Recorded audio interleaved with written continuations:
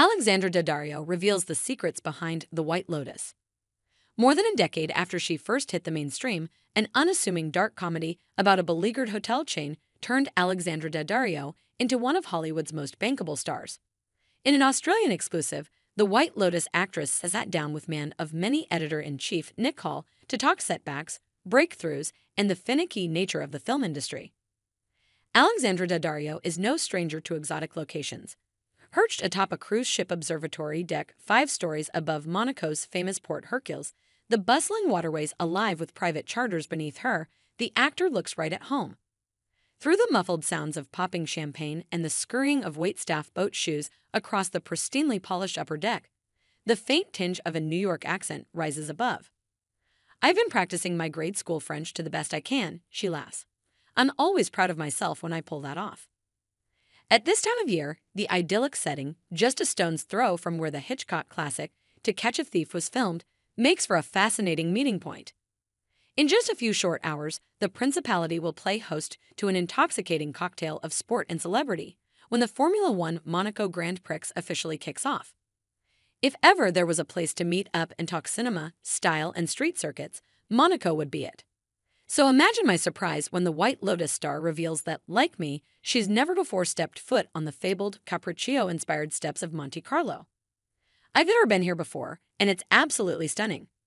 I feel like there's something about the city that doesn't take itself too seriously, which I love. There's such a sense of play. And to race cars in the street instead of on a track is a very sort of playful thing to do.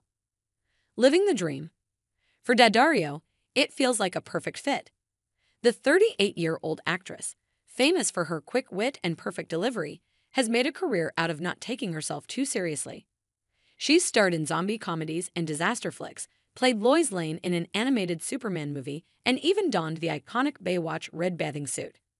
Looking at her filmography at large, you'd be hard-pressed to find a working actor in Hollywood who is having more fun than Daddario, and she knows it. The Emmy-nominated actor is living out a childhood dream, one that she can trace back to a singular defining moment. There is a sense of wonder, like, wow, I can't believe it. If teenage girl Alex could see this, it's pretty incredible, she says.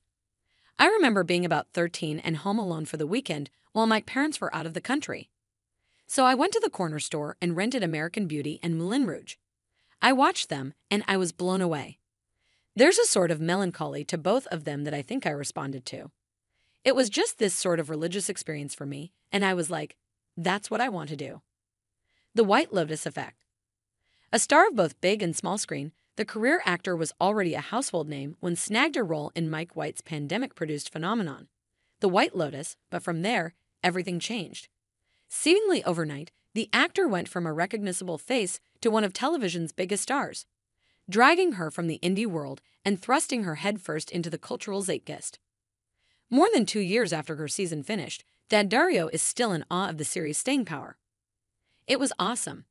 I mean, you have to remember, too, there wasn't much coming out, she tells me. It was a very strange time. The last thing we were thinking about was, how is this going to do? Well, at least I was. So when it became the phenomenon it was wonderful. I feel like if you get lucky enough as an actress to be on something that invades the pop culture in that way, you always feel blessed by success. Why wouldn't you feel excited about it? I'll talk about it for the rest of my life.